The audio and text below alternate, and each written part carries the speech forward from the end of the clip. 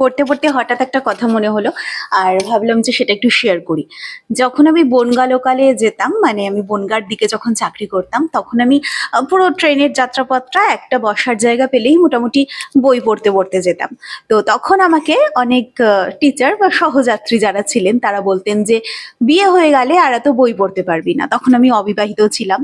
তো তারা বলতেন যে বিয়ে হয়ে গেলে সংসার টংসার করলে অত বই পড়তে পারবি না। তারপর বিয়ে হলো, যথারীতি বই পড়া তো চলতে থাকলো।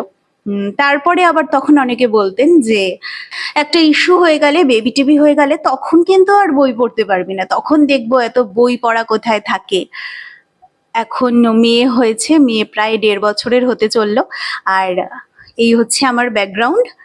এখানে একটা ছোটখাটো ঝড় হয়ে গেছে, ছোটখাটো একটা যুদ্ধ হয়ে গেছে। আর সেই যুদ্ধক্ষেত্রের যিনি প্রধান যোদ্ধা, তিনি একটু ব্রেক নিয়ে নিচে গেছেন দাদু দিদার কাছে খেলা করতে। আর তার মাঝখানে বসে আমি কি করছি?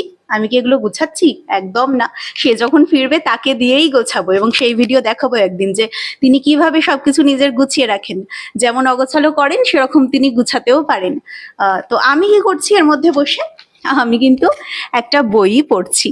তো যেটা আলটিমেটলি আমরা মন থেকে করতে চাই সেটা কিন্তু আমরা ঠিক করেই ফেলি, সেটার জন্য ঠিক সময়টা বের করেই ফেলি, সেটা কোনো কিছুর জন্যই আটকে থাকে না।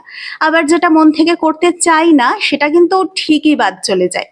যেমন এই মধ্যবর্তী বছরগুলোতে আমি অনেক কিছু শুরু করতে চেয়েছি। এক তো আমি আঁকা শিখতে শুরু করেছিলাম, বন্ধ হয়ে গেছে। আমি ইউকুলেলে বাজানো শিখতে শুরু করেছিলাম, শিখতে পারিনি। আমি গাছ লাগিয়ে গার্ডেনিং করতে শুরু করেছিলাম, সেটাও আমি আলটিমেটলি করতে পারিনি। আমার প্রচুর গাছ ফাছ মরে গেছে, প্রচুর পয়সা নষ্ট করেছি। আর একটা কি যেন করছিলাম, হ্যাঁ আমি সেলাই শেখা শুরু করেছিলাম, সেটাও বন্ধ হয়ে গেছে। তো আলটিমেটলি বুঝলাম যে সেগুলো আমি একটাও মন থেকে করতে চাইনি, কিন্তু যেটা আমি বরাবর মন থেকে করতে চেয়েছি সেটার জন্য কিন্তু আমি ঠিক সময় বের করে নিয়েছি, সেটা এখনো আমার সাথেই আছে। ব্যাস।